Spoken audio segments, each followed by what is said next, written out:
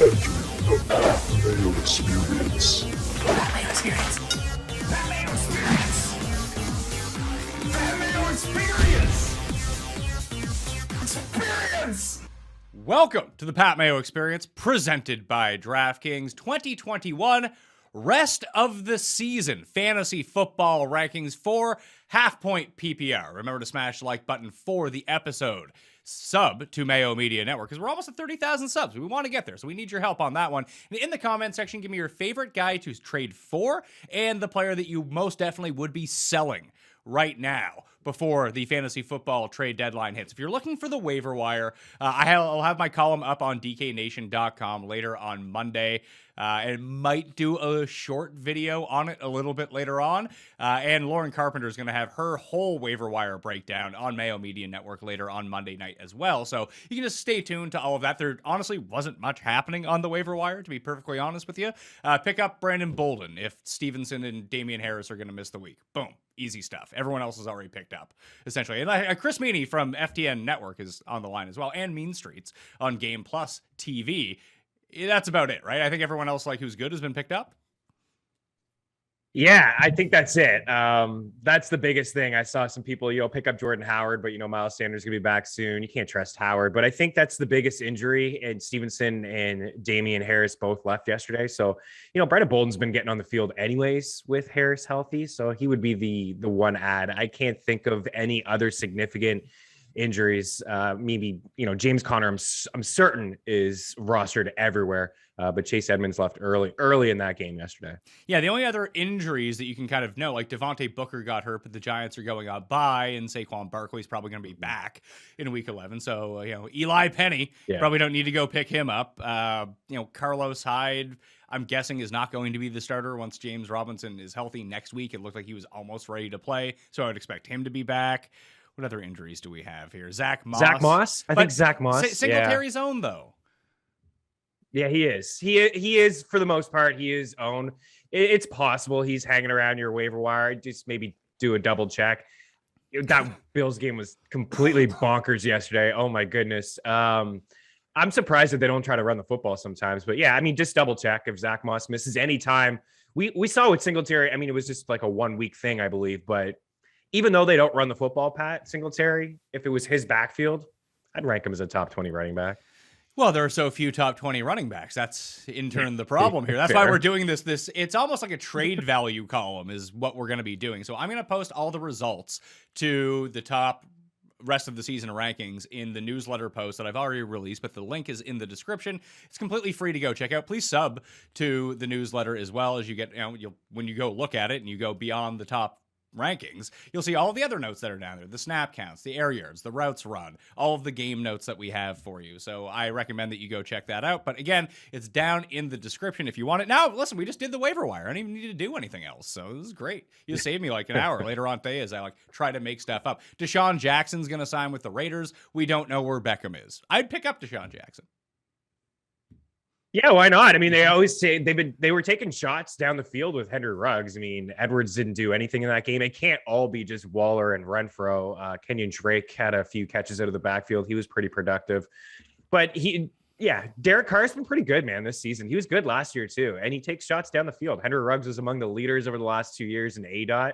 He doesn't get a lot of targets, it seems like, but it seemed like at least 2 shots down the field every single game. So Deshaun Jackson and a deep format. I get it. Certainly somebody you could probably play in DFS and tournaments. We know he could still give you that big 40-yard touchdown. He's done it already this year. We coordinated with tie-dye hoodies today. That was not planned whatsoever. I see that. I like yours better. I like DraftKings on mine, but I like the purple of yours. I'm a big purple guy. Yeah, me too. I'm a big purple guy as well. It's like a little bit of a Ravens feel to it. I don't know. It's not as, I don't think it's as nice as yours, DK. I think it's from Sheen. Shout out Sheen. They got cheap hoodies, and I got a couple. Well, I mean, they might be sponsoring your show after all is said and done with this. I looked for years. I remember when I was at Fantasy, like when we were both at Fantasy, I was like, can we get like a clothing sponsor? So I can just like, even if it's like H&M, I don't really care. Just give me something where I don't have to pay for my own clothes. Shockingly enough, it never came to fruition. If you're looking for the full injury cheat sheet, I have all the injuries and expected timetables in that newsletter as well. You don't need me reading it out for you. You can just click on that and you'll be good to go. Let's get to what the people are here for, though, and that is the rest of the season rankings. So this is going to be a little bit different than like the top 150 going into the season, because obviously you're playing the long game with that. Running backs are always going to inherently be more valuable if you can find the right workhorse. But now we know injuries. Now we know situations. We know what the rest of the season schedule is. That's another thing that's in the newsletter right now. The strength of schedule for each position from weeks 10 to 17 and 15 to 17 as well, to break that all up. And that's going to play a bit of a factor in what I'm thinking right now and how I rank the rest of the players. But I guess it really comes down to is, who is the number one player in fantasy? The one that if you were trading for him, you would trade any player on your team to go get him. Now, obviously, it depends on your circumstance. Like if you have Devontae Adams, Jamar Chase, and Tyreek Hill, you're probably not trading for Cooper Kupp kind of thing, because you have three of like the top 10 wide receivers. You probably need the running backs at that point. But I think it would be hard to say that Cooper Kupp isn't the number one player in fantasy, like overall. Yeah, I mean, absolutely. Yesterday was a down game and he still had 9 or 10 catches. There's no question. The offense, I mean, that's just, I think at the end of the day, we'll look at this game and just be, an outlier game. Also, maybe the Titans are just, I don't know, man. They've beaten the Chiefs. They've beaten the Rams. They've beaten the Bills. They lost to the Jets. So it's certainly strange what's happening there in Tennessee. But absolutely, the way that this offense runs, the way that Cooper Kupp, the way that he runs routes, the way Sean McVay calls plays, there's no question in my mind. There was one takeaway from that game last night that I had is Van Jefferson. I mean, I'm not saying to go trade for this guy, but he's hanging around waiver wires, and that was his best game in terms of snaps. He was right there in the mid 50s with Cooper Kupp and Robert Woods. But if you can get a piece of that LA offense, that's where I would start. I think that they're the best team in the league. I think the offense is arguably the best in the league. Robert Woods, Cooper Kupp, these are two guys that I would try to get. Darrell Henderson is another guy that I would try to get as many pieces from this Rams squad as you can. Don't just be fooled from yesterday. It's just, I think, a bump in the road, but this is a high-powered offense. And yeah, if I could get anyone, Pat, it would be Cooper Kupp. That's where I would start. He's been the safest guy in football all year. So I, Pat Mayo, have Cooper Kupp on my team. I offer you a trade. Cooper Kupp for Christian McCaffrey. You're taking Cooper Kupp? I would take Cooper Kupp there. Yeah, I would take the wide receiver. Certainly it all depends on context, but I would take that wide receiver. I think wideouts have higher ceilings this year. I don't know. Maybe it's because some of the injuries, maybe some down weeks, running backs, a lot of committees out there. But I would take the wide receiver who I believe has the highest ceiling, who's been absolutely consistent all year. And you lock it in for like touchdown or 100 yards, he's right there. That's really been the biggest thing. I think that's what elevates Cooper Kupp, and he's going to be the number one player in these rankings, is both the consistency, his ability to score without scoring a touchdown in terms of fantasy, and those gigantic ceiling games that we've seen from him so far this season. Like, the one reason to rank the running backs over the wide receivers would be one, position scarcity. There's only so many good running backs, but we're just not seeing the type of consistent play from, Jonathan Taylor's on a really good run right now. McCaffrey's been hurt.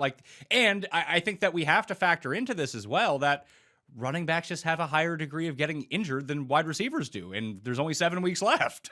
Absolutely. Yeah. It gives you that solid floor. And, as I mentioned, just the high ceiling that comes with these wide receivers, and Cooper Kupp, who's been there consistently, all season long. Tyreek Hill has had those, and you can look at a lot of the top wide receivers. Deebo Samuel has been a surprise heading into the week. He was leading all wide receivers in receiving yards per game, which to me, again, it was a bit of a surprise. But you look, Tyreek Hill's had some big boomer bust games.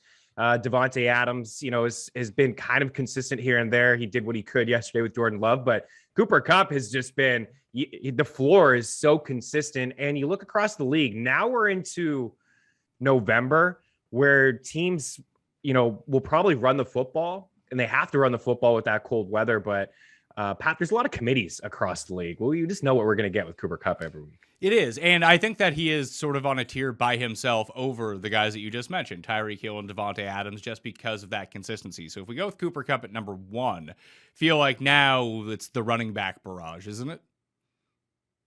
Yeah, I still have CMC right there. I mean, Chuba Hubbard really didn't touch the field at all yesterday. It was tough against the Pats. The offense is not clicking in Carolina because maybe CMC's missed some time, but also Sam Darnold, man, I don't know how much longer he stays under center. I don't know what Carolina could do, what kind of option, but I mean, Matt Rule called him out yesterday and said, you just can't be just tossing balls in the air and just flinging them up there. Those mistakes will come back to haunt you. But I think after Cooper Kupp, you're right. I mean, you get into Christian McCaffrey. I still really like Dalvin Cook. Najee Harris is a guy that, even with the matchups, if they're tough, he's just the fact that he's playing so much football. You just know what you're getting with him every week. All the carries are going to him, all the goal line work. When they're playing from behind, he's getting catches. Even when they're up in games, he's getting catches. He's just playing like 90% of the snaps. And to me, that's very, very valuable. And then Austin Eckler, a bit of a down week, but I still really like him overall. The one back I'm hesitant to buy, and he's been good, is Alvin Kamara. And it's because our old buddy Mark Ingram, he's kind of just getting in there and getting touches. It's kind of surprising to me. But, if you could get him on the cheap, I'm fine with him as if you can acquire him as an RB, maybe as I still rank him as probably a top 5 back. The one back I want to throw at you is because, with the schedule is so nice, is Saquon, and now you have the bye. How much risk would you take in maybe acquiring Saquon Barkley? That I think is going to be sort of that was the main idea that I wanted to do this show is like, what do we do with these distressed assets? I think that he is such a good buy. He's even basically didn't write up much in the newsletter, but I did write up Saquon Barkley, and as I kind of pointed out, like, his playoff schedule isn't the greatest, but it's not bad. It's like league average in terms of like facing rushing defenses. But when he comes back from bye, that's granted if he comes back from bye, which we're all assuming that he is, but I wouldn't make any assumptions with Saquon Barkley at this point. He goes Philly, Miami, Chargers, Dallas, Philly. The only respectable run defense of that group is Miami. Philadelphia, the Chargers, and Dallas all rank in the bottom 6 of rush defenses. He gets those 4 of the 5 weeks coming out of bye. You need to make a playoff push. If you're the best team in the league, I don't think that you need to go out and trade for him. But if you're right around 500, or you probably need to win, 4 games to get in the playoffs, 3 games to get in the playoffs, I think he's the gamble that you want to take because you don't have to pay full price for him. For one thing, would it stun you if from weeks 11 through 17 that Barkley outscored Kamara? No, not at all. Honestly, again, Ingram's getting way more carries than I thought. I think he got 5 targets yesterday too. So now is the time to buy because you mentioned the Giants have the bye week here, and then they got Tampa out of the bye. So that's ugly. That's I don't think anybody wants to deal with that. But then you mentioned the schedule, how it turns in his favor after that. So I think you nailed it. If you're, maybe you're 5-5, or maybe you're just up near the top, you can afford to take on that type of risk. I've been talking about DK Metcalf and Tyler Lockett for a couple weeks now. If you were up near the top, go get these guys. You have the bye week. You had Geno Smith, and Russell Wilson was coming back out of the bye. Now that window is closed. It's the same sort of deal here. You can take on a little bit more risk if you're up near the top. If you need a win, obviously this is not the play for you because you may not get Saquon until, it may be week 12. It's possible that it could be week 12. There's a lot of risk in this ad or acquisition, but it's one that I'm willing to take, especially if you've been riding Chuba Hubbard, Khalil Herbert with Dave Montgomery coming back this week. San Fran could get a little cloudy there with guys returning from injury. So there's all kinds of situations across the league where, like I mentioned, there's committees. So if you've just been patchwork over the past couple weeks, I think you can afford to take on this risk because the ceiling is so high. If you have a healthy Saquon against the Eagles, against the Cowboys, we just saw what Denver was able to do with both of their running backs. They ran all over Dallas. It would look like the old Cowboys defense yesterday. And then Miami, along with the Chargers. Yeah, that's a risk that I'm certainly willing to take. And I'd probably move a lot of pieces to make that move. Let's talk about the running back strength of schedule for the rest of the season. We'll talk a little bit about the fantasy playoffs as well. So from weeks 10 through 17, this includes teams that are on bye week. So that's going to be a big negative to them. And you probably want to look into that. Do you have there's someone who is on bye, week 15 has buys, right? I don't think so. Because that would be fantasy playoff time. I think that there is week 15 buys.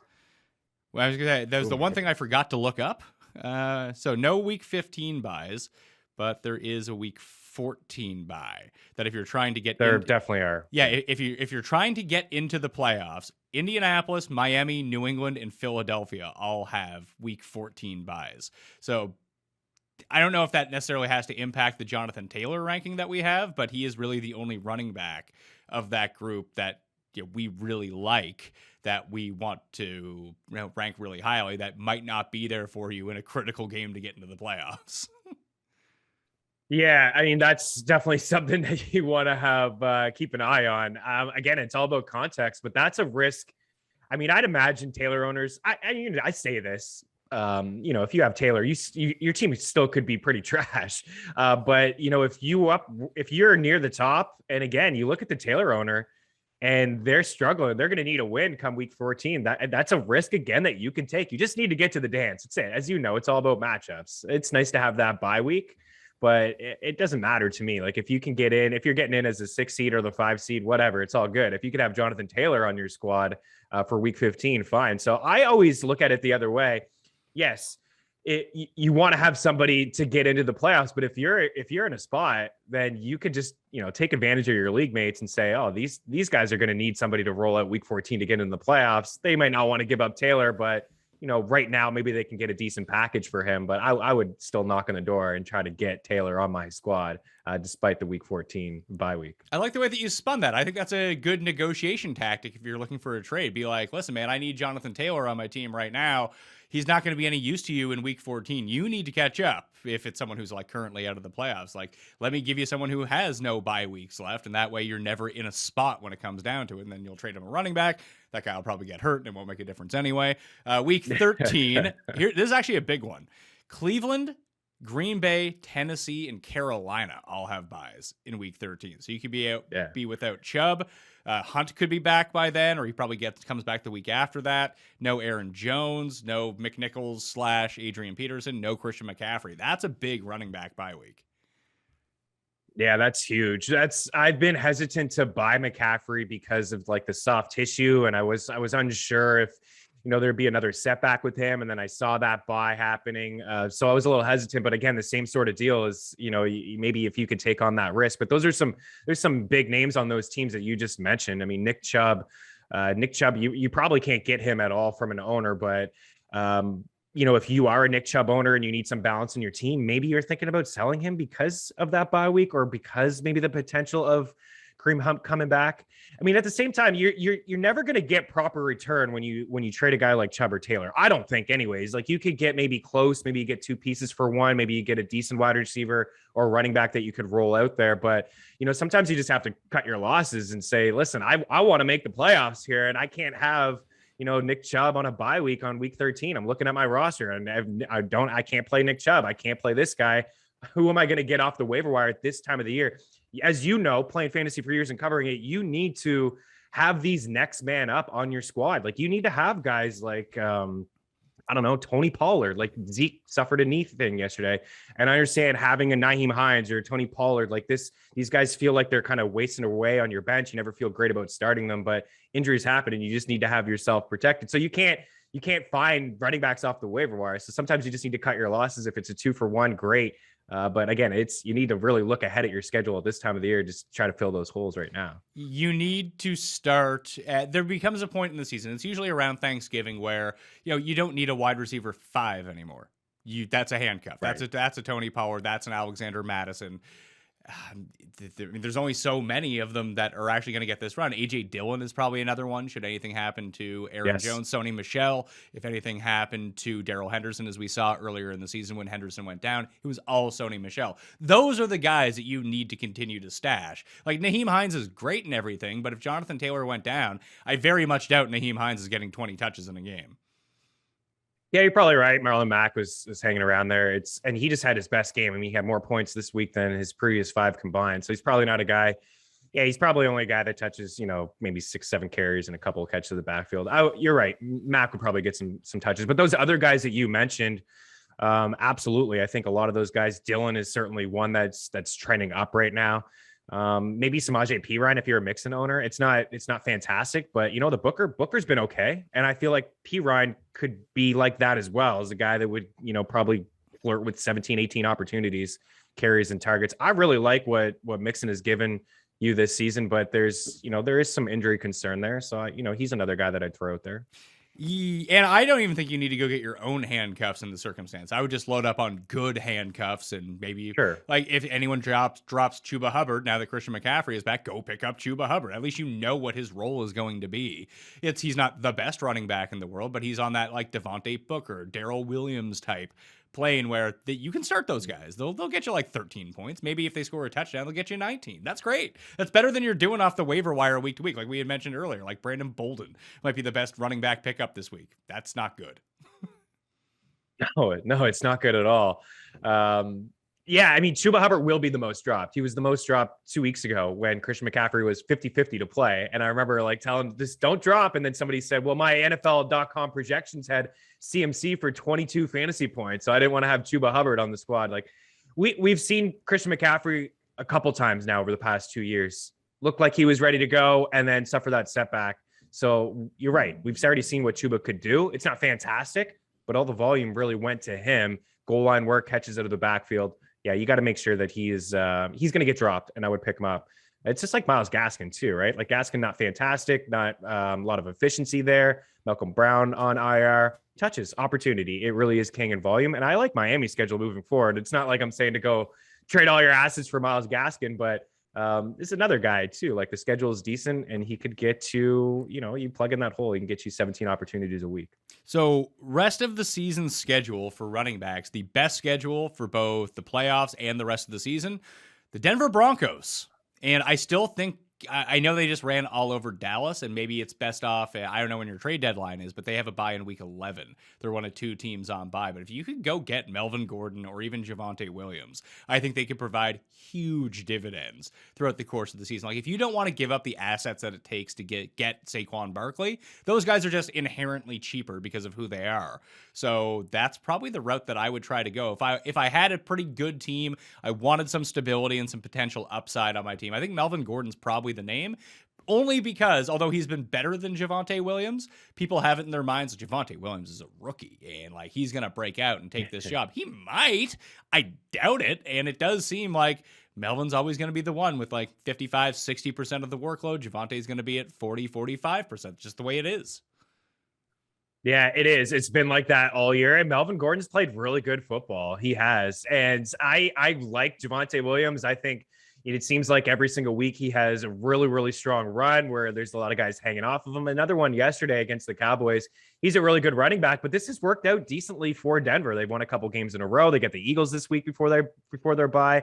They come out of the bye against the Chargers, the Chiefs, Detroit, Cincinnati, Las Vegas, and the Chargers.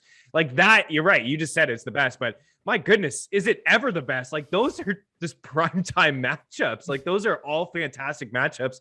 And this is a team that really doesn't trust Teddy Bridgewater to throw the ball and drop back 40 plus times. So clearly they were up in that game yesterday and both backs were able to get, I think Melvin had 21 carries and Javonte had 17. They were catching balls out of the backfield. It may not cost a lot because it's a committee, but I agree with you 100% that Gordon would be the one that would be cheaper. He's the lead. He gets those, when the game is tight, I feel like he's on the field because he's a better pass blocker.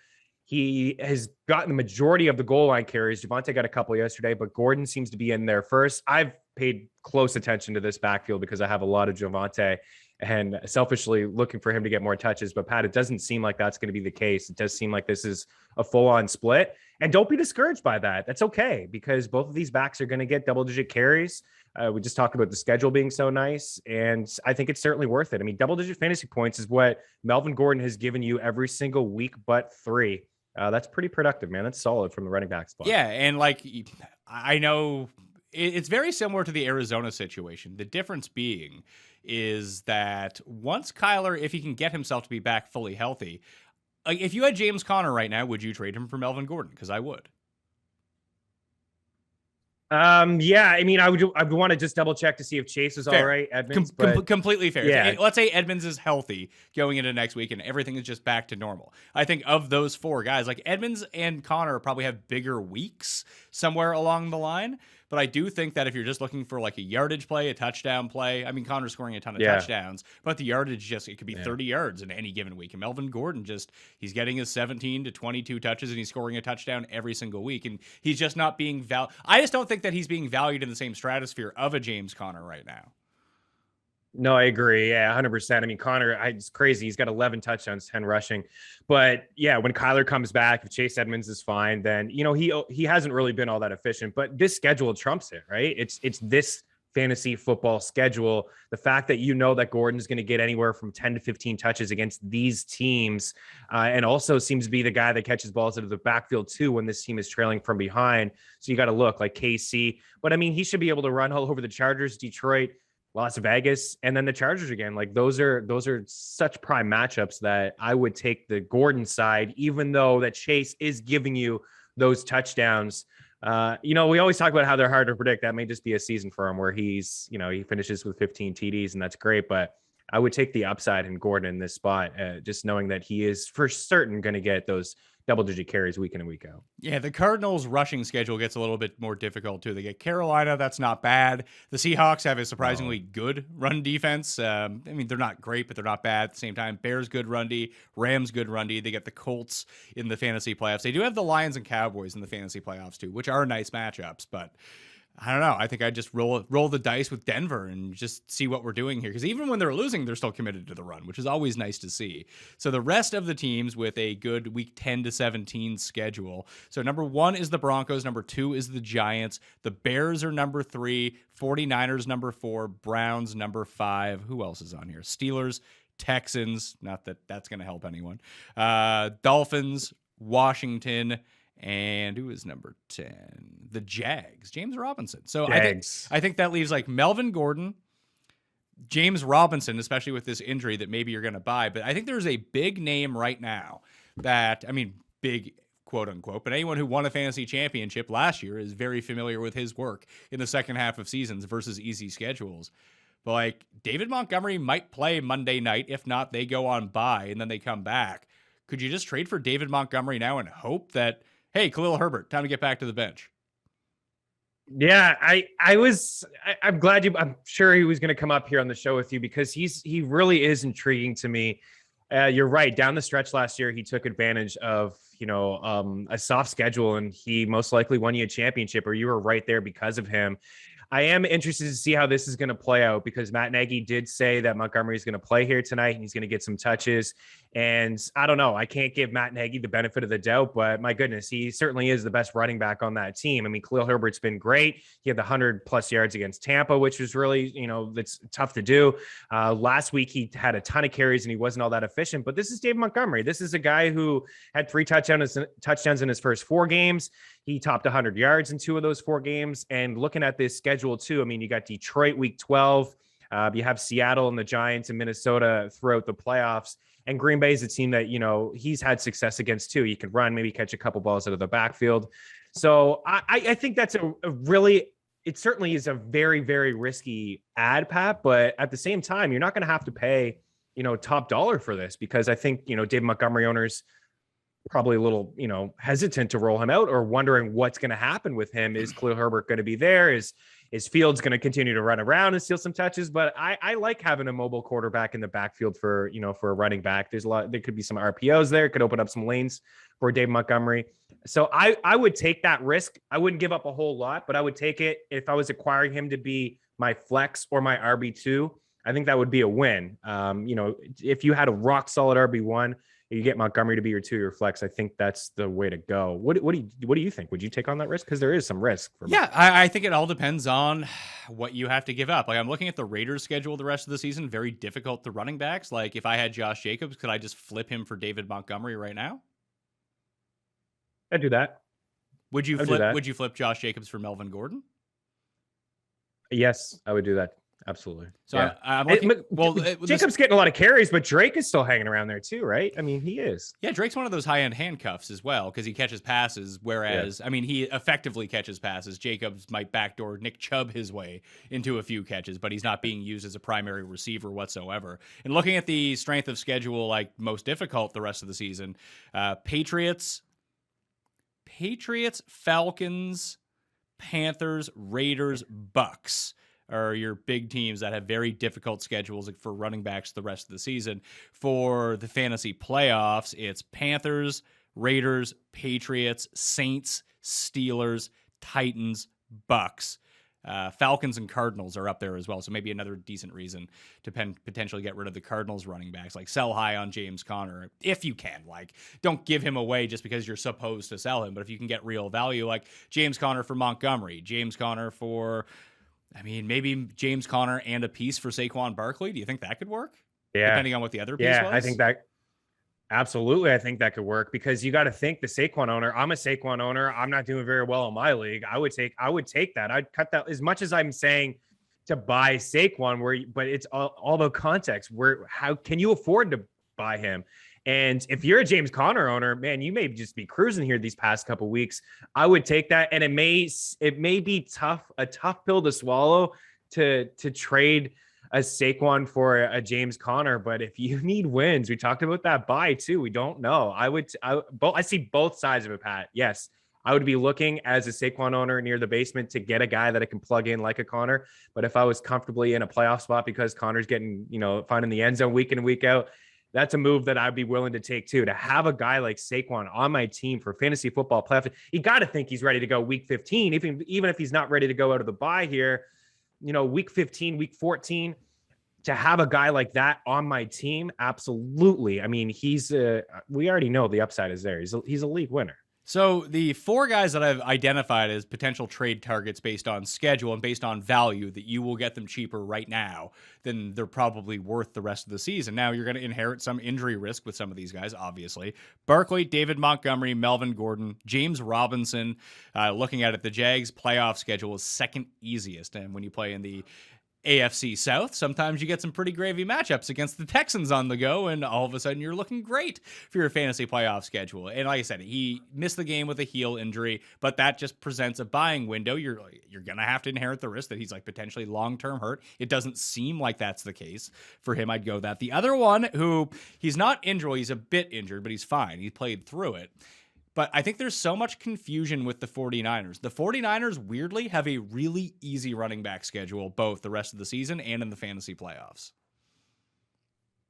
Yeah, for Robinson first, I'm totally with you. He's a buy candidate for me as well. You have the heel thing, and then you have the Colts this week, which is extremely tough. The Colts are a tough team to run on.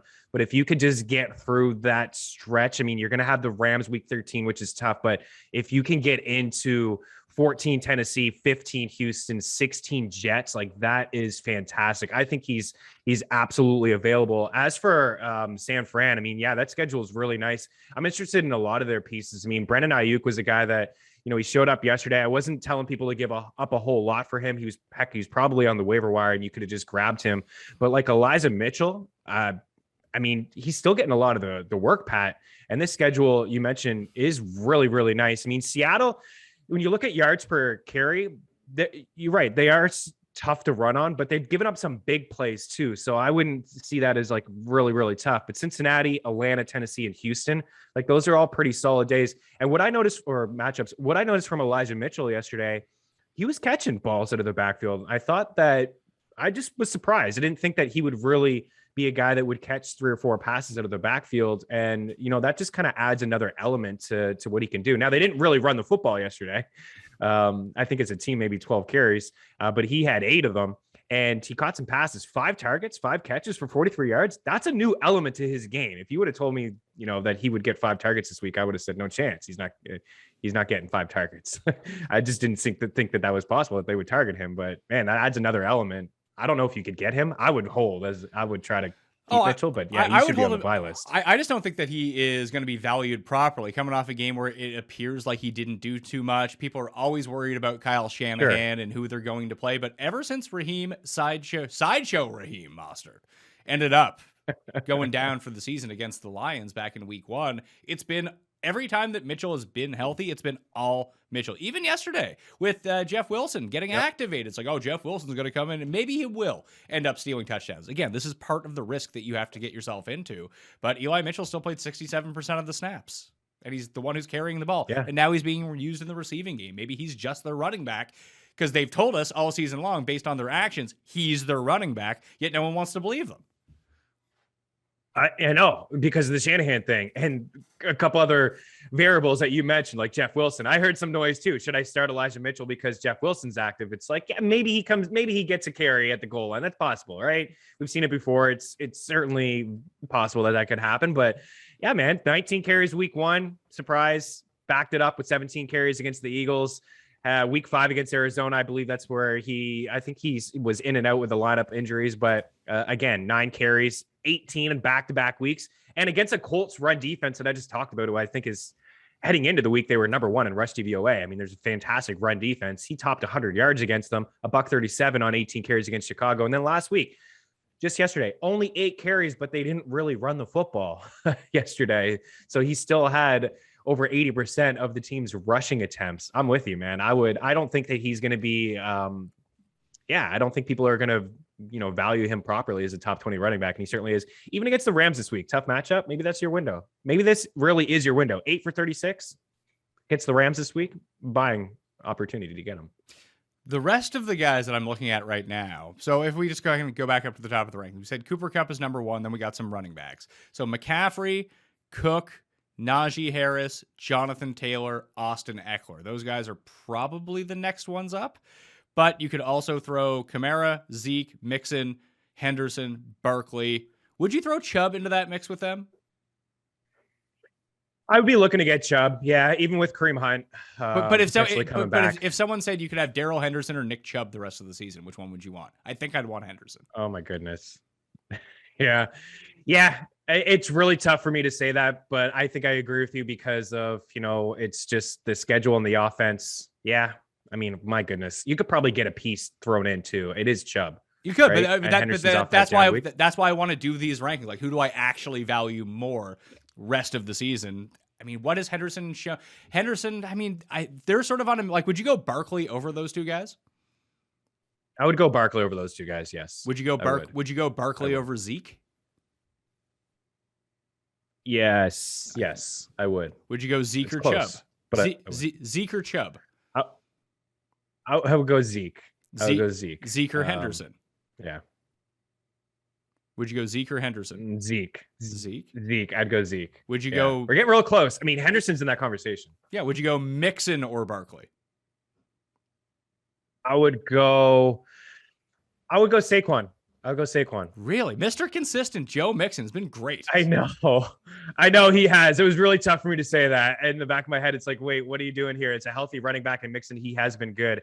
Maybe Mixon's the right call there. But again, if you ask me, who would you rather have come playoff time? And I'm just assuming that Saquon's going to be healthy. I would lean Saquon from 15 to 17. That's the guy that I want. Sure, but we also have to deal with the rest of the weeks in between where we don't know if I'm actually going to go with Joe Mixon over Saquon Barkley. How about Kamara? I'm concerned. The touches are there. It's the offense. I don't really like the feel of the offense. Is Taysom Hill going to get back now under center? He could be the quarterback. We know we've seen the sample. We've had a sample last year of Kamara, what he looks like with Taysom Hill. And now you got Melvin Ingram or Mark Ingram in there getting carries and catching balls out of the backfield. So, I mean, I'm fine with him. I think he's a top 10 running back, but I would rather have a Mixon, I think, than Alvin Kamara. All right. Then that leaves great either. Yeah, the schedule is good and bad. It's really good till it gets up to the playoffs. And then in the playoffs, he goes Bucks, Dolphins, Panthers. I mean, obviously we know about the Buccaneers run defense. It all depends on Taysom Hill versus Trevor Siemian and how willing they are to check down, because it's just like Najee Harris has a terrible playoff schedule, but that just means he's going to get 12 targets in those games. So it's not really that big of a deal. So it's same as McCaffrey. Like McCaffrey will just catch his way to fantasy gold rather than have to do it on the ground. If Kamara is not catching balls at a very elevated rate, which we need him to do, then you do have to bump him down a little bit. So the way that I have it right now, it's Cooper Kupp number 1. Then after that, the running backs, and we can splice in some receivers here as well. But it goes McCaffrey, Cook, Harris, Jonathan Taylor, Austin Eckler, Kamara, Joe Mixon, Saquon, Zeke, Darrell Henderson, Nick Chubb. Does that sound about right? Yeah, that sounds right. I mean, the Chubb thing is, it may sound off, but You got that bye week 13, and then I don't really love the schedule. I know they have Las Vegas 15, but Baltimore week 14 is not, it's not fantastic. A lot of teams are throwing. I know Cook had a monster day against them yesterday, but yeah, I think that sounds right. Man, Chubb is, he's great, right? He's fantastic, but with the schedule and the bye in there and the other guys in good spots, I think that does sound right. What about, so we have like a few other guys here in the mix that could be potentially on this tier, go higher than Henderson or Chubb, or be on the same sort of tier as Zeke, like DeAndre Swift, Aaron Jones, Leonard Fournette has been excellent, Elijah Mitchell, James Robinson, Cordero Patterson, and we do have to factor in health with this as well. Like, how high does Patterson go? Atlanta has a terrible playoff and even rest of the season schedule against running backs, but he's not really a running back. No, he's not. He's just, he gets his 8 to 14 carries every week and just continues to do it. It's just, he's a thing, man. We just all have to, embrace it this year. He's catching balls out of the backfield. They're using him. It's just a breakout season. He's always been a terrific athlete. I would put him like, that's this next tier that we're talking about. He deserves to be in the conversation, even with I would have Swift ahead of him. You mentioned Leonard Fournette. The schedule isn't great for him. I wrote him up as a buy last week because he had that dud game against the Saints and then the buy. But still, that Tampa offense, it is his backfield. He's linked to a really good offense that he could just, maybe he gives you 12 for 50 and it's not all that great, but finds the end zone, right? Because the Bucs score 40 points and he just runs the clock out or he gets you a touchdown. But Patterson's just catching balls out of the backfield. So I think in a full point PPR league, he deserves to be in the conversation just right behind DeAndre Swift and here next with these guys, because he's just going to be a factor, man. He's not a running back. He's a wide receiver that gets 8 to 9 carries, which is super beneficial. Davis is not doing anything. Would you rather have, if we think that James Robinson is healthy as of next week, would you rather have James Robinson or Nick Chubb the rest of the season? I would go with Chubb. Are you sure? I go with Chubb and just the better offense. Yeah. Yeah, I am. It's tough. I do like Robinson. I have a lot of respect for James Robinson, but also at the end of the day, like it's this Jags offense, right? So I gotta lean Chubb, but I think Robinson is a terrific buy. I will say that, but I gotta lean Chubb, man, with the way that they run the football, and that offensive line is much better than Jacksonville's. Where does Aaron Jones fit into this? Is he a part of like Fournette, Cordero Patterson? Does he drop down to that tier because of the inconsistency? I think so. Yeah. It's man, Jake always talks about Jones. I'm sure he's going to talk about him again here today on his show as a guy that he just doesn't like. Yeah. You look at some of the weeks, sub 9 points in 2 of his last 3. He only has 1 game since week 3 where he's had more than 15 carries. I think he's a good buy low, but he's really like trending in the wrong direction, man. AJ Dillon deserves touches. He's getting touches. They drafted him a couple of years in the 2nd round, but yeah, he doesn't belong in that tier where he was drafted. So I think you just named off 10 running backs and you named off 3 or 4 that I think a lot of people would rather have Aaron Jones, but I think other guys are in better spots and the schedule is much better. You got this bye week 2 to deal with, right? You got the Rams week 12. Got bye week 13, Chicago, Baltimore, Cleveland. Cleveland's a really good run defense. It's a really tough schedule. It's a tough schedule. Washington has a super soft rushing playoff schedule as well. Like, could anything convince you? Antonio. What would you give up for him? Or would you just be like, no, not for me. He's going to get hurt. Yeah, I wouldn't. Nothing. What I would give up, I'm sure the owner wouldn't take. James Conner, no, wouldn't deal him. There's not a lot of running backs that I can think of right now off the top of my head that I would trade for Antonio Gibson. I'm concerned. I'm extremely worried about him. He could get shut down at any moment, even with this bye week. There's been so many reports out of Washington that he's going to have to play through this, that it's the only thing that will help him is rest, and in more than 1 or 2 weeks rest, like 5 or 6 weeks rest. The last 2 games, the game against Green Bay, he didn't play in the last 15 minutes of that football game.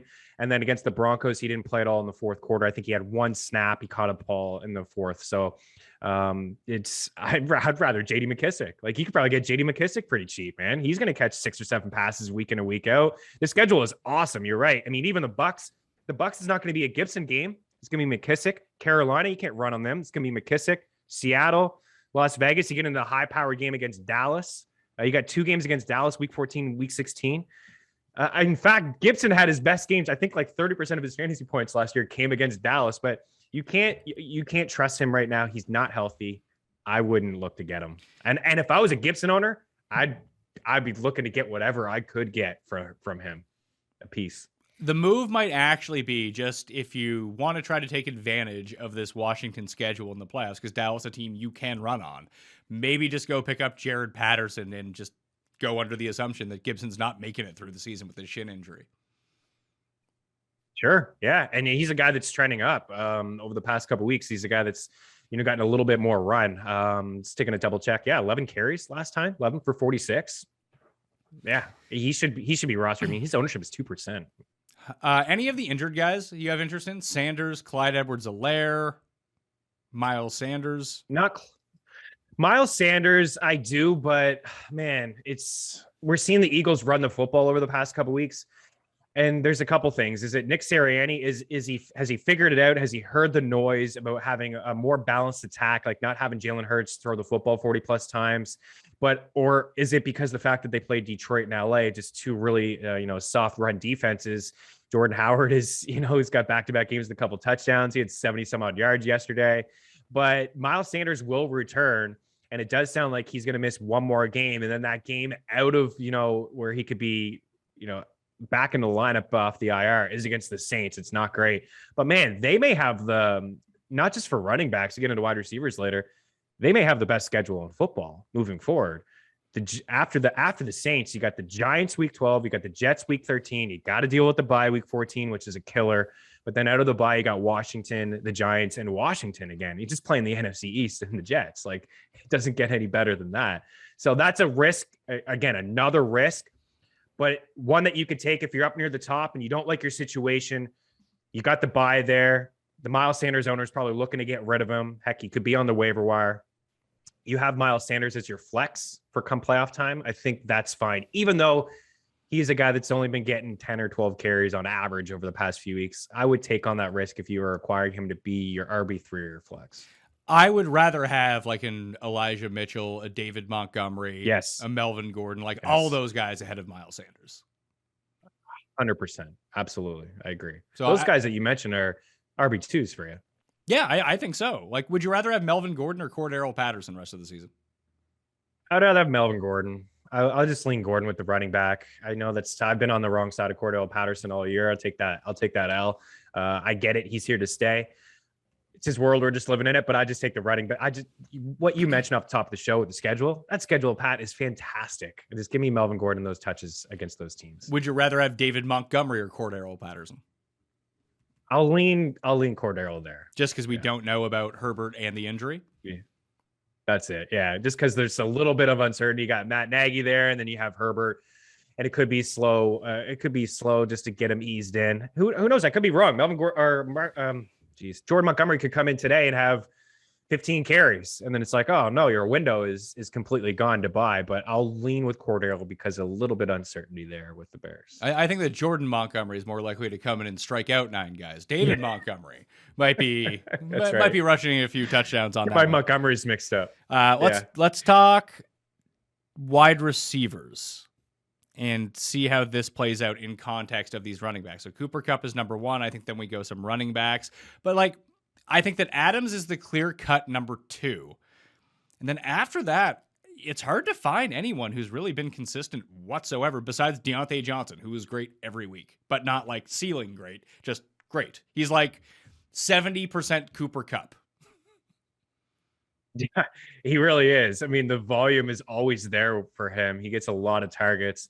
Week in, week out, if you project targets, he's always near the top for me. Diggs has been inconsistent. Tyreek Hill's been inconsistent. Adams. Debo's been okay. I mean, we talked about the running back schedule, which is nice.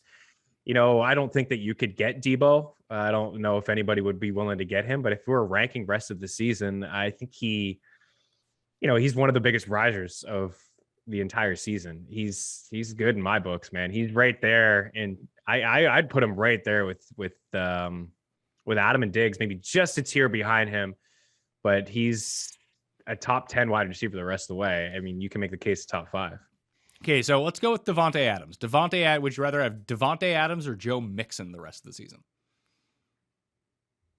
I'd rather have Adams. Okay, would you rather have Devontae Adams or Austin Eckler? I'd rather have Eckler there. I think I'd rather have Eckler. I think I'd rather have Adams. I think that the top 4 running backs the rest of the season are McCaffrey, Cook, Harris, and Taylor. And that group is so solid that then I would go with Devontae Adams because Rodgers is coming back, so I don't see how it's that big of a deal. And then, is Tyreek number 3? Is Jamar Chase number 3?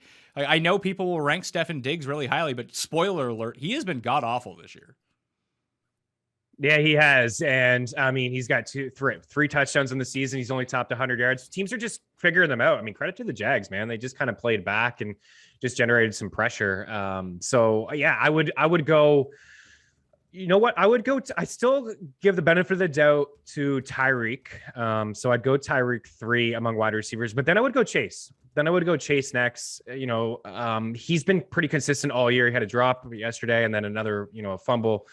But the targets have been there. He's clearly Joe Burrow's guy moving forward. He's the number one guy. He's the number one read option for him. He's the one. But I put Tyreek there, even though he has had some dud games. The volume it's been king, right? The Chiefs' offense, I don't know. They certainly have some issues, but you got a decent schedule moving forward too. You got Las Vegas, you got Dallas, you got Las Vegas twice. So it's probably going to be some high up-tempo games last year. Those two teams, I think both games combined for 60 points. Certainly one of them was a really high-powered offense. You got almost 30 targets over the last 2 weeks for Tyreek Hill, so you got to put him there. So wide receiver strength of the schedule rest of the season from weeks 10 to 17. Once again, you can find all of this information in helpful, colorful graph form in the newsletter, link in the description. Eagles number 1, Titans, 49ers. 49ers just have a really easy schedule, apparently, the rest of the season. Packers. And Ravens and Panthers would be your top 6. Maybe DJ Moore's a really nice buy low now if they can ever figure their shit out, but we'll see about that. In the fantasy playoffs, the best schedules are Eagles, Jets, Cowboys, Dolphins, Bears, 49ers, Titans. So looking at the rankings right now, I think it's a very clear-cut 1 and 2, Cooper Kupp, Devontae Adams. I'm kind of with you with Tyreek Hill, but I might make A.J. Brown my number 4. Knowing that knowing that they can't really run anymore. Yeah, you're right. Yeah. Good on AP to get that touchdown last night, but man, that might have been the toughest touchdown he's ever had in his career. It was tough to get in there, man. But I'm in total agreement with you that Julio Jones just does not have much to offer at all. I mean, he's just getting screened. I think like 90% of his catches this year have just been like a screen pass for like 8 or 9 yards. AJ Brown has had at least 9 targets in 4 straight games. He's got 11 in back-to-back weeks. He's got at least 91 yards in 3 of 4. AJ Brown, he is right there. You know what, man? What do you think, him or Tyreek? I think Tyreek's got the high ceiling, but man, AJ is right there in terms of he may be more efficient because they're not going to be able to run the football, Pat. And he's going to he's the clear-cut number 1. He doesn't have to deal with anybody else catching passes out of the wide receiver core, where Kelsey's still getting, a lot of looks. Like Hill still has to deal with Kelsey. So I think maybe AJ might be the better, I mean, you're not going to be able to get any of these guys, but if you're ranking, maybe no. But what I'm saying is, like, if I have Jamar Chase, could I trade him for AJ Brown right now? Oh yeah, you probably could. I would do that. It's tough to trade Chase, but I like AJ a little bit more with that schedule. You're talking about the schedule. Yeah, you're projecting. Listen, if this was as simple as who has scored the most fantasy points this season in a list, and those are the best players, that would be one thing. But we're trying to project out for the rest of the season. You're probably going to have to take a chance to shake up your team. And maybe you don't want to do it, but if you want to make your team better, you're going to have to take a risk somewhere down the line. And hell, you might trade for Jamar Chase for AJ Brown, then AJ Brown gets hurt next week, and he's out for the season. It's like, oh, well, shit. It happens. So yeah, happens. Yeah. I think I would go A.J. Brown as my number 2 after your number 3 after Devontae Adams, then have Tyreek Hill right after him. And then, man, it gets pretty tricky. Like I said, I don't want to rank Diggs all that high. Not that I think Diggs is bad, but like Dallas has a super easy pass schedule. The Bucks have a super easy pass schedule. Like, I'd rather load up on the Bucks guys than Cowboys guys. It's kind of the conclusion that I've come to. You know what Dallas loves to do? Play at a really slow pace. Yeah, they do. They're playing much different this year than last year. They're playing at a slow pace. Dak's calling audibles at the line of scrimmage, and they have been running the football a little bit more. I think part of that is their defense has been better, but yesterday was they just got smacked in the face, so they were never in that game at all. So I lean with those Bucks guys too, because Tampa's playing at a much higher pace. They've been inside the top 2 or 3 all year long, and then you just have that offense. Like Brady doesn't give a shit. He's just throwing the football. Like, I'll just drop back and throw the football 40 plus times. I don't care. Even if they're up 3 touchdowns, it doesn't matter. So like Godwin and Evans, like these guys I would rather have them than the Dallas guys too. Okay, what about it? Yeah. I know Antonio Brown's dealing with this ankle injury. As we're speaking right now, we don't know when he's going to be back, but why not? I think Antonio Brown's averaging more points per game than these guys. Yeah, because he's been scoring touchdowns. He's getting some red zone looks. And that's at the end of the day when you're finding touchdowns, but he's getting a lot of targets. He's getting way more targets than Mike Evans. When all 3 of them are together, it does seem like Evans is that odd man out because he gets that top corner, and then you get Godwin, and then you have Antonio Brown in there. So AB is a bit of a risk, but again, right now is the time to do it. If you're up near the top, you can get him. Like, I don't know, what, 50 cents in the buck. Like it's very possible with this guy, in a walking boot right now. And his last 3 games were fantastic, man. He racked up over 30 targets and over 200 yards. So yeah, if you can get him, sure. Cheap. Yeah. Like Justin Jefferson's sort of scaring me without that one, like decently long catch against the Ravens. That's like back-to-back games where he's just been kind of awful. The Chargers guys, it seems like it's more Keenan Allen than Mike Williams. Ever since Mike Williams sustained that injury, like he's been bad. He has been, yeah. Slay did a good job on him yesterday. He's probably dealing with something, not playing 100%. It has been a lot of Keenan. I still view Mike Williams as a decent buy low, though, because of just the games that he's had. Just take a quick peek at the schedule. Yeah, you got Cincy, week 13. Cincy's nice. Giants 14, KC. Oh, man, that's a really nice schedule.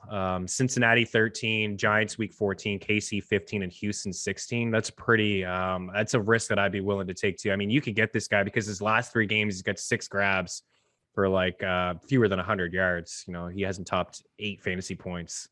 Would you rather have Keenan? Would you rather have Keenan or Mike Williams? I'd rather have Keenan. Yeah.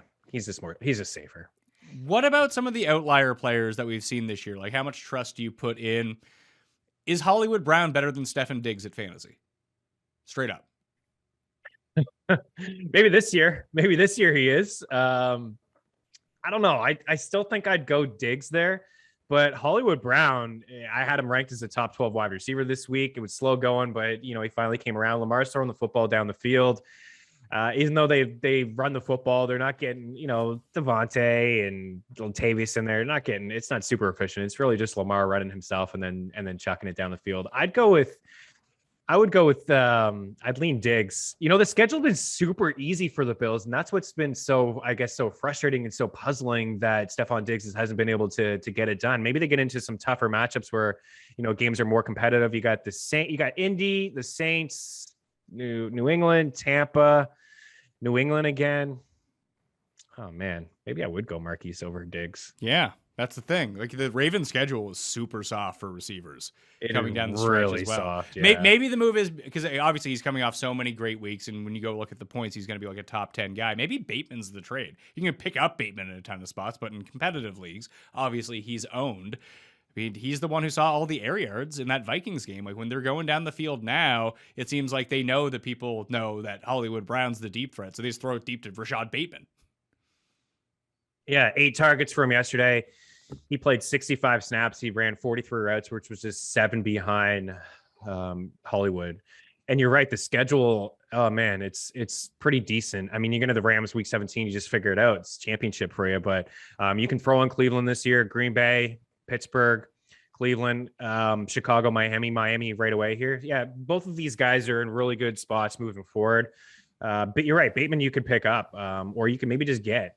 It's possible that you can just get this guy. I mean, there's a lot of hype surrounding him, and people may not be satisfied with 5 for 52, but I liked what I've seen from him in the 3 games so far this season. I mean, 20 targets is pretty significant for a rookie in his first 3 NFL games. So the ones that I'm looking at as potential buys, I got Jalen Waddle, because Miami has a very easy pass schedule coming down the stretch. Rashad Bateman, DJ Moore, and I got to pick a Jets guy. And the Jets receiver hinges on whether can they just bench Zach Wilson the rest of the year? Because then I'm like all in on like Elijah Moore. What is Cuss saying about that? I mean, Zach Wilson looks brutal. Mike White comes in and he's just phenomenal. 400 yards, passing the most from a Jets quarterback since Vinny Testaverde in like 2000. And then you have Johnson, who just came in last week and was able to carve up as well. Elijah Moore, they couldn't get this guy really involved at all, and he's looked like a baller over the past couple of weeks. It does depend on what quarterback. I mean, what do you think, man? If Wilson, do they just shut down Wilson? I think it's possible. Like, why do they want to throw him back out in the fire? But I'm sure they also want to give him some reps. I think Crowder is the guy to buy. I don't want to spend top dollar on Elijah Mitchell or Elijah Moore because he's like had those 2 solid games. But like, last week was a big breakout. He's not even picked up right now. Like, you can legit pick him up off the waiver wire. Yeah, I guess he could. He should be owned. This guy should be rostered. But yeah, what's his 27%? So 2 weeks. I mean, you could pick up Crowder too, can't you? You could. I think I'd rather have I think that Crowder's at the end of his deal right now, and the Jets aren't really playing for anything. So I think that once we get to the end of the year, we're going to have, even if it is Zach Wilson, that we're going to have a showcase for like, hey, let's get our guys some routes here because Crowder's not going to be on the team next year. We need to get these guys more reps, more cohesion, more chemistry. So maybe we can parlay something into the next year. Hell, maybe Mike White's just the starter because he's great. And Zach Wilson sucks. So there could be that behind it. Like, I don't know what to do with DJ Moore. At least I still know that he's good. And Robbie Anderson is just absolute trash. But I think that now is a pretty good time to go buy him just based on the results that we've seen in Carolina. Very friendly wide receiver schedule coming down the stretch. And yeah. So here's a trade that I made with Cuss 2 weeks ago. So obviously in our we play in a keeper league where you can keep 3 guys plus what we call a red shirt. If you've drafted a player where you don't get them, if you don't play them the entire season, they qualify as a red shirt. So they become an extra keeper that you can have for the round that you drafted them in. So I tanked this year because I went all in last year, didn't win, and my team sucked. So I traded. Like I drafted Joe Mixon in the first round, flipped him for a first round pick. I drafted Kyle Pitts in the second round, meaning that he would have to be kept in the first round next year, which makes him pretty unkeepable, unless he was like the greatest tight end ever. So I traded Pitts and Jalen Waddle, who was a third round redshirt. So you'd have to keep him in the third round. Pitts is unkeepable going into next year, to Cust for his first round pick, Jerry Jeudy, who I can keep in the 5th, and Elijah Moore, who I can keep in the 6th. Oh, sorry. Wow. I gave him Alex Collins too. Oh, wow. Who cares? Yeah. Here's Alex Collins. I mean, that's a significant win. Jerry Jeudy. I like the direction for him. And Cortland Sutton, I was just looking up. These guys have played 3 games together, Sutton and Jeudy, and Sutton's finished outside the top 60 at wide receiver in each of those 3 games.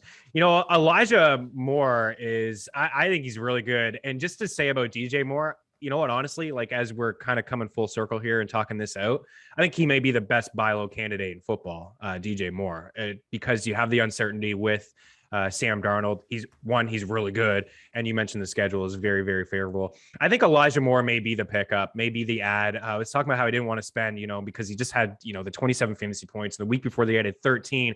I was a little hesitant on him in week 8 because there were 3 other guys that played more snaps and ran more routes than him. He really wasn't, playing a big bulk of the snaps or playing a lot of routes, but he is a rookie. He's young. It's almost like Rondale Moore. Then when he gets on the field, the teams find a way to get him the ball, whether it's an end around or a screen. So maybe the snaps and the routes ran are not significant, but when he's on the field, he does seem to be a factor. But moving forward and looking ahead at their schedule, it's fantastic. And if it is indeed Mike White under center, I think you have to feel a little bit better about the outlook for this team playing from behind. He's certainly capable. He threw to Elijah Moore a couple times, and even Johnson was thrown to him as well. So Crowder could be that guy. He's the risky guy. I think he's fine. You could probably pick him up off the waiver wire too. Both of these guys' ownerships are like 30%. But I think, if you're shooting for the upside and a guy that's trending up in the offense, look at the guy that they took with, I believe was like their second pick in the draft. So Elijah Moore, yeah, that's good schedule. I mean, you get him for pretty cheap, right, Pat? You probably could. So I think I most definitely you could. So here are the guys that I think that you can leverage in your leagues. And this might come back to bite you because these guys are good. But if you wanted to sell, especially off name value, to try to get a Barkley or, DJ Moore and Melvin Gordon from one of these guys, what it might be. You mentioned Cortland Sutton. You obviously wouldn't get those two guys for Cortland Sutton, but I think that Cortland Sutton is a big time sell. I think that Diggs is a sell based on, it's not that he's going to be bad. It's just he's not going to be as good as maybe people think that he is. Like even like if I just go to some random site, I type in rest of the season rankings. Let's click here, click on the first result. Where's Stefan Diggs ranked wide receiver rest of the season? Wide receiver 4. Like he's not going to be wide receiver 4. He's probably going to be like wide receiver 17. You might as well upgrade that spot and play off that. Yeah. The Colts have a really difficult pass schedule through the playoffs, so Pittman might be a nice time to sell right now. That would make me hesitate. It depends on what you really have to get something good for him, or he's a hold. But I think that he's a name that you can float out there. I think Terry McLaurin is another one. Washington, very difficult pass schedule upcoming. And DeAndre Hopkins. I know it sucks that he didn't play this week, and that kind of depletes his value a little bit, but he's he's banged up. He's been dealing with this hamstring injury for like 7 weeks. He has like 2 good weeks so far this season, and he's just another one just off of name value alone. You could probably get a ton for him. CeeDee Lamb is kind of another one too. Like he's been kind of brutal for a bit now. Justin Jefferson is another one. I think that these are guys that you can use and as the 1 for a 2 for 1, or if you wanted to go get one of those. Basically, these are Barkley trade candidates, I think. Yeah, Hopkins, total agreement with you. He's been written up over at FTN for myself. I've mentioned him as a sell high candidate just on name value alone. You're right. I mean, it seems like he's been touchdown dependent this season, and there's been a lot of just moving pieces with Arizona. Bad time maybe to flip him, but you can count your losses and maybe flip him to a guy who's up near the top and say, look, Hopkins, you want Hopkins for a playoff run? Here you go. Here's Hopkins. Give me Devontae Smith and I don't know, somebody. Like you could do something like that. Same with Diggs. I mean, I'm rocking the Eagles hat here, but it's not because I love this squad. Devontae Smith is a really nice schedule here. Like you could flip, I'm not saying 1 for 1, but would you flip a Diggs or a Hopkins and get Smith and I don't know, a JD McKissick? No. It seems like a loss. I absolutely would not, because I don't like that return whatsoever. If I'm going to leverage, you could do better than that. Yeah, you could probably do better than that. If I'm going to leverage Diggs or Hopkins or McLaurin or one of these like very high end name wide receivers, I want to get the guys that I want to get from running back and wide receiver in a 2 for 1. Like that's not even near good enough. It would have to be like Barkley and Devonta Smith for like Hopkins. Sure, but nobody would ever do that. Like, are you really? You don't think the Barkley owner in your league is looking for something here? Maybe potentially, but Hopkins is probably not. Hopkins may not be one that they won't want to trade an injured running back for an injured wide receiver. I would do the same deal for Diggs. McLaurin's coming off of bye, so he's fresh the rest of the season. No more bye weeks. Maybe it's him you can leverage. And just I don't love the upside. CeeDee Lamb, like I said, could potentially be another one in that spot. Although the Cowboys do have a really good passing schedule down the stretch, it's that pace that really starts to worry me. Who was another one? Like Brendan Cooks. The Texans have a brutal pass schedule through the fantasy playoffs. He's not the sort of name, and he's been really good this year. Maybe you can catch someone with him. I don't know. Like that's a tough situation. But like I think that Waddle is a nice trade. Waddle is the discount Devonta Smith, and I think that Waddle is just a better week in, week out fantasy player because Parker's on the IR, Fuller might never play, and it doesn't really seem to matter who's quarterback for the Dolphins, whether it be Brissett or Tua. Waddle just gets targets every week. Yeah, Waddle's fantastic. I mean, the yards haven't been there. They don't use them, I don't think, properly. But in the slot from a full point PPR league standpoint, he's a guy that. I would project him as a top 20 wide receiver the rest of the way, just on pure volume alone. It doesn't matter who the quarterback is. We saw it yesterday. We've seen it before with Jacoby Brissett. The volume is always going to be there for him. So yeah, he's a definite, if you could get him, absolutely. And just taking a look again, he's gotten basically 8 targets in every single game, but the first couple early on in his NFL career. So absolutely, like, he's not super efficient with them. Like 12 for 4 catches on 12 targets for 29 yards is not great, but at least he's getting that volume. Last week was significant, 8 for 83 on 10 targets. I have a sell for you.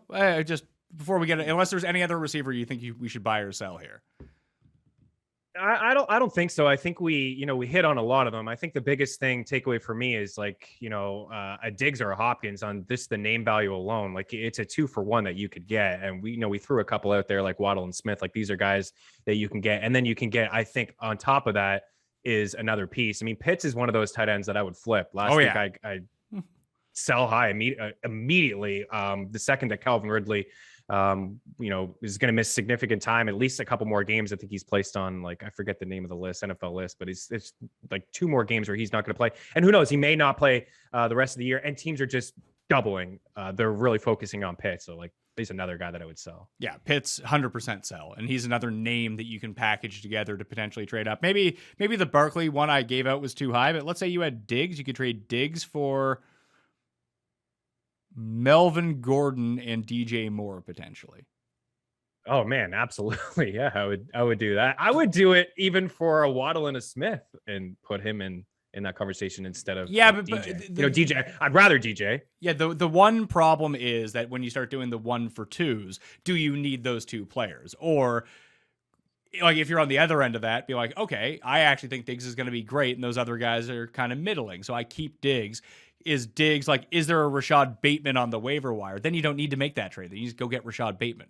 You know what I mean? Sure. Yeah, absolutely. 2-for-1s don't always work. Yeah, you need to, like, if you're ever going to make a 2-for-1, you really do need to assess it versus what's available on your waiver wire at the same time. Like, because that's a pretty good strategy to just, trade 2-for-1s all the time and try to acquire really high-end players who might have a bit of a down spell at the moment because, I can go pick up Bateman or Elijah Moore or whoever off the waiver wire because I play in a thin league with short benches. Like, you need to assess what's available for you to pick up too and see if there's any of those options out there for you. You mentioned Pitts at tight end. I think that Logan Thomas is a buy coming off of... Everyone's just kind of forgotten about him. They're coming off bye week. He's potentially been expected to be activated from injured reserve. He's kind of out of sight, out of mind. Like, everyone's picked up their Zach Ertzes of the world and picked up their Dawson Knoxes, and they don't care about Logan Thomas anymore. But when it comes to, like, scoring fantasy points, he doesn't score a ton, but he always scores between like 8 and 12 every week. Which is amazing, right? I mean, Higbee doesn't do that. Everybody loves Higbee. Everybody ranks him as a top 10 tight end. I mean, Logan Thomas, 12 points, 9 points, 12.5 point setting, 2 touchdowns in 3 games. Yeah, I've stashed this guy on IR. I'm seeing his ownership at 53% Yahoo. I absolutely agree with you. And then again, we're talking about Pitts. Like, you could flip Pitts. Like, if you were able to pick up a Logan Thomas right now and put him on IR, all signs point to him returning this week. He practiced last week. And before he suffered that injury, I think he played 99% of Washington's snaps for the first 3 weeks. He played 100% of the snaps in week 2, and then he suffered that injury. So you could flip a Pitts, maybe that big name value. Don't have to get a tight end in return. Just get something that can help out your squad. A lot of players that we've already talked about here on this show, and then maybe pick up a Logan Thomas and roll with him. I mean, you're going to rank him as a top 10 tight end. I'm going to rank him as a top 10 tight end for certain. As long as he's healthy, he's absolutely productive. Yeah, I think that there's sort of this like middle range. I don't know if Gesicki's going to have to be a top 10 guy. I want to continue to monitor Pat Freiermuth or Firemouth or Ghost Rider, as I like to call him, because he's got the fire mouth. But as long as Ebron is out, like, he's been legit. He has been legit. I'm going to lose my matchup tonight when he gets 4 fantasy points. I know he's going to get them. I think back-to-back weeks, 7 targets. Ben can't throw the ball down the field. He's looking his way inside the red zone too, which is something that happened early in the season when Ebron was there. It was like, oh, only got like 2 targets, but those targets seem to come in the red zone, and that's exactly what you want from your tight end. So yeah, I mean, he's maybe available on your waiver wire, but he's a guy that I'm interested in moving forward. What do you do with like the Dawson Knox, Rob Gronkowski? Like, it's hard to trade for tight ends, I think, unless you have one of like the elite name guys, which would be Kelsey, Pitts, Waller, Kittle, now that he's back. Hawkinson. I'd say Hawkinson and Mark Andrews are kind of on like in terms of like how people view them in fantasy or on like the next little mini tier below. But I don't think that Andrews and Hawkinson are all that. And hell, even Kittle or Waller or like Waller's had what, like 2 good games this year. He's been a bust. Yeah, Waller's been a bust. I wouldn't be looking to grab him. But that might be the leverage is that value. maybe these guys are closer to Goddard, Gesicki, Gronk. And then on the next tier down, you would have Freiermuth, Higbee, Dan Arnold, Logan Thomas. Then you have that weird like middle Gronk and Dawson Knox, like I mentioned, that you're probably not trading for or like trading those guys. But if you wanted to trade Kelsey, Pitts, Waller, Andrews, maybe it's a nice time to buy Kelsey because Kansas City just looks completely out of sorts at the moment. But the rest of those guys, I think you could potentially sell them for more than they're probably worth at this point because there's no one tight end that stands out above them all. It's been a pretty flat year at tight end. If you go and look at how the fantasy points have been distributed, obviously Kelsey's the best, but he hasn't been like he has 24 more points than Mark Andrews. Gesicki is third. So Kelsey is far and away still the best. So Kelsey and Andrews, Gesicki, Hawkinson, Darren Waller, Dalton Schultz, Kyle Pitts, Hunter Henry, Noah Fant, CJ Uzma, Dawson Knox. That's the top 10 in tight end scoring so far this season. Amazing. Yeah. Uzama, crazy. Yeah. I mean, all these guys, these name value guys, like a Waller, Kittle's coming off the big week.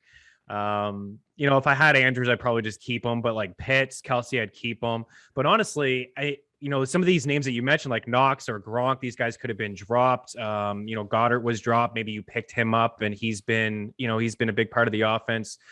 With Zach Ertz not there. Dan Arnold has led the Jags in targets, I believe, 4 straight weeks now. Like it's not spectacular. But if you could get, if you could trade one of those tight ends up at the top of the board for, again, 2 pieces or something that can give you more balance, I'm fine with that. And rolling out one of these tight ends Hunter Henry is not a great guy in terms of doesn't get the volume.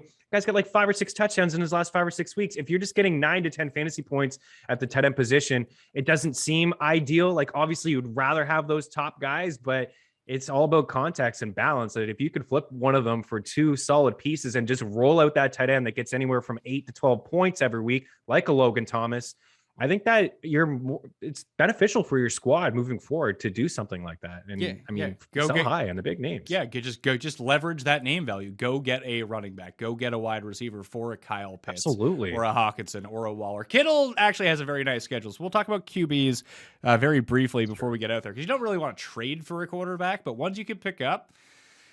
Depending on what happens with San Francisco, whether it's Jimmy G or whether it's Trey Lance, the Niners passing schedule looks awesome the rest of the year. It really does. And I don't think, I thought to myself yesterday that was the big Jimmy game, because if they would have, they did lose and now they have the Rams. This team is done, right? They're not going to make the postseason. It could be, why not? Right? Yeah. Why not make that switch maybe after the Rams? You got the Jags week 11 for Trey Lance. So the schedule, I'm looking at it, what you sent over. Top 5 against quarterbacks, 4 for running backs, and 3 for wide receivers. That schedule is really, really nice. Just looking at it again, man. Seattle, Cincy, Atlanta, Tennessee, Houston. You got Jacksonville, as I mentioned, week 11. So Trey Lance, you can maybe just pick up right now for free. Maybe same thing with Ayuk. But yeah, I don't know. I don't know if I'd grab Jimmy and roll him out, but don't you think they'll make that switch? I think that they will at some point. We obviously know that Trey Lance will be a much more valuable fantasy commodity just based on the way that he scores points. But rest of the season, from now to the end, Derek Carr has the easiest passing schedule of any quarterback. The Niners are actually 5th, but in the playoffs, they're 2nd. Then the Steelers become number 1, although I don't know. There's another reason to go buy Deontay Johnson, I suppose, but I don't know if I want to be rolling out Big Ben in some of those matchups. The Jets are super easy. Honestly, the guy to go buy is Jalen Hurts. Yeah, because of the schedule. 2 bad games in a row. Let's go. Two bad games in a row. Yeah, absolutely. You know what? Honestly, just buying in on this Eagles offense altogether just because of the schedule, right? And you have a tough matchup this week against Denver, and that's going to be a tough one for Jalen Hurts. So now is the time. And then you have the Saints. But when he played the Saints last year, I believe it was his first start, he had over 100 yards on the ground against them. So even you look at these two schedules, that would you say to the Hurts owner, oh, you got Denver, you got New Orleans, and you have, 20 fantasy points last week and 11 the week before, and he's not throwing the football. So you could sell somebody on that, but there's going to be these games moving forward would be really nice for Hurts. Another guy I wanted to throw out there that I think is worthy of a buy low candidate is Ryan Tannehill. We both like AJ Brown.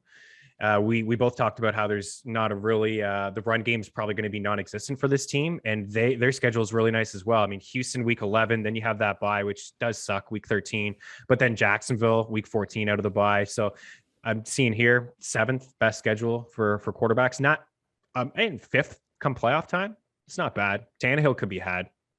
Would you enjoy if your playoff schedule for a quarterback was Patriots, Cardinals, Raiders? Because I wouldn't. No, I don't want any. Patriots are tough, man. I don't want any quarterback up. I don't want any player up against the Pats. No, I don't love that. Who's got that schedule? Carson Wentz. That's why I didn't love Pittman all that much. I think that not that you can like trade Carson Wentz, but he might be a guy to potentially start severing ties with. They get the Jets this week. That's great. The Bills, kind of tricky. And then it goes Bucks, Texans, Patriots, Cardinals, Raiders for the Colts. It's a tough schedule. It is a tough schedule. Yeah. I mean, you could super flex league. You could maybe have Wentz on your squad. You could flip him. Right now's the time to flip him. He's had a few good games in a row. Wentz for Hurts. Someone would do that right now after Wentz has been playing great. Someone would do that. And Hurts has been playing poorly. Yep. That's the move. Yep. That's the move. Could you Absolutely. trade Mahomes? Well, let's just say you had Patrick Mahomes on your team. Could you flip him for like a position player right now? Do you think like people would want to buy low on Patrick Mahomes? And that then it turns out they're not actually buying low. They're just paying for what he's worth. Yeah. I think you could. Yeah. I mean, it's Patrick Mahomes. There's some Mahomes believers out there. This offense looks absolutely pathetic, man. It looks brutal. They're totally out of sorts.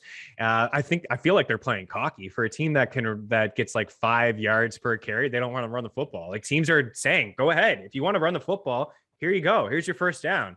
But they don't want to run it. They're not really running the football. They're throwing the football, and they're making mistakes all over the field. Mahomes didn't look good. I mean, 20 for 37 for a $166 yesterday against that Packers squad at home. That's brutal, man. But yeah, if I had Mahomes, I mean, you can pick up dudes. You can pick up Wentz off the waiver wire. You can pick up a lot of quarterbacks off the waiver wire and just roll with them in nice schedules. So I don't know. What do you think? I think if you could get, could you get James Robinson? A lot of the guys. Could you get James Robinson for him today?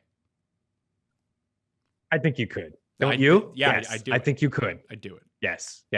You could. And you just roll out another quarterback, man. Yeah. It's not the end of the world. There's a lot of quarterbacks that finished week in, week out, guys inside the top 10. There were 5 of them last week with sub 25% ownership that finished as top 10 quarterbacks last week. You play the matchups. I mean, I'd go to my Barkley owner and be like, hey, you need Patrick Mahomes. I'll take Saquon off your hands. They'll probably say no, but it can't hurt to ask. Like that. If you got that deal, like, and you saw it, it wouldn't be like a slap in the face type deal. Like Patrick Mahomes is, he's the best. Like, why wouldn't I want to have that guy? You know what I mean? And he's been great. Like outside of the past 2 weeks, he has been excellent for fantasy this year. But I just think that you can replace quarterback stats so much easier. Exactly. Yeah, that's what we talk all the time in this industry about not, drafting a guy like Mahomes in the first couple rounds because like it's just at the quarterback position, it's so replaceable. He's the big name. Right. I mean, you could sell him on a couple of the matchups moving forward and you got the bye week in there. Just get him off your roster and roll with another quarterback. I mean, you could probably do better than James Robinson. I'm fine with James Robinson in the return, but you could probably do better than that. Trading is really tough. I'm glad that we're walking through this and hopefully people are, finding this very helpful, but I think you just need to, these guys that we're mentioning, you just need to check in. You don't know if they're available. You never know if they are available. And the thing is, you have to always be checking in. A DJ, you may think like DJ Moore. I couldn't get DJ Moore. Who's going to flip DJ Moore? You never know if that DJ Moore owner has just completely had it. They're watching Sam Darnold play football and they don't like what they've seen.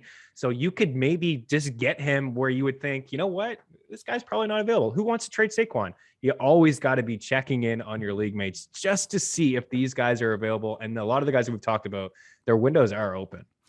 Last one I'll throw out, because I did not mention him in the wide receiver part, is I do think that Jarvis Landry is starting to trend towards like big breakout games. Like all the targets are there, just the yardage has not matched it. Like he led the Browns in targets against Cincinnati and was 8th on the team in receiving. Like that just doesn't correlate properly. Eventually, once he's back to being 100%, I think that Jarvis Landry is going to be a good wide receiver 3. I just don't know if it still takes a few weeks for him to get back up to 100%. So he's more of a, hey, check the waiver wire to see if someone dropped Jarvis Landry rather than going out to acquire him. Yeah, absolutely. That game was super weird yesterday. They only had 48 snaps on offense. They scored pretty quick, efficiently. They had the pick 6. So I don't think you should be totally discouraged if you were a Landry owner and you picked him up. I agree. With no Odell Beckham Jr. there, he's a guy that's certainly trending up. I mean, he had 4 targets, but nobody else had. Only Donovan Peoples-Jones had more than 2. Like it really was a weird game. They'll get into some games where they have to throw the football a little bit more. It'll be more competitive games. Donovan Peoples-Jones, I think, has 70+ yards and 3 straight too. He's like a guy that you can just go pick up. But Landry's a clear winner for Odell Beckham Jr. And by the way, no matter where OBJ lands here today, I would sell high on him as well. I mean, he's a big name guy. You just flip him for whatever you can get. That's my stance on OBJ. Yeah, me too. Unless even if it's the Lions, I don't really care at this point. So once again, I will have the positional ranks in the newsletter link that is in the description. As if you wanted to follow along or see what Meaney and I ended up coming up with, I feel like I have a pretty good grasp of where I want to rank everyone now at each position. Going forward, the strength of schedule coded charts are in there as well, along with the normal stuff like the air yards, the tight end routes run, the running back snaps. That's all in the newsletter. Please sub to that right now. Smash the like for the episode. Give me your favorite buy, favorite sell for the rest of the season, and that will do it for me. But Meaney, what do you got going on this week? Well, I get the All In Football show with Jake, which is also on Game Plus. Man, Game Plus has quite the lineup. It's pretty cool to see me and you on there and then the footballers, and then Jake's got his own show, so that's pretty cool. A show to Game Plus. Mean Streets is every day, Monday to Friday it airs on Game Plus at 1 Eastern. But we record it at 12. So actually, that's lies. I think it's 2 Eastern, but we record at 12 every day, Monday to Friday. Got the show with Eric Young Tuesdays and Thursdays. Some fantasy hockey talk and stuff. I can't believe how quick the NFL season has flown by. I can't believe it's week 10 already. This is fun, man. It's cool to kind of talk this out with somebody. It's, you have the charts there as well, but it's nice to have the conversation of just, because, things change so quickly, right? You wouldn't think, like, who would sell Diggs, right? But walking through this with you, you could get a couple pieces for Diggs, and it could really help out just get yourself more balance on your fantasy squad, because it really is. It's such a crapshoot, Pat, from week 15 to 17, usually 14 to 16. It really is all about matchups. So I'm happy that that we did this, man. I think I took a lot from this myself, and I'm going to be making some trade calls. All right. Chris Meaney, follow him on Twitter at Chris Meaney, ftndaily.com, ftnbets.com, and use code Meaney to get your discount on all of those products. Whatever sport it is, just use code Meaney over there. All right. I'm Pat Mayo. You can follow me at ThePME on Twitter. I'm always doing giveaways. Sub to the newsletter, subscribe to the channel, rate and review the audio podcast. Thank you very much for watching / listening. I'll see you next time. Mayo Experience! Experience!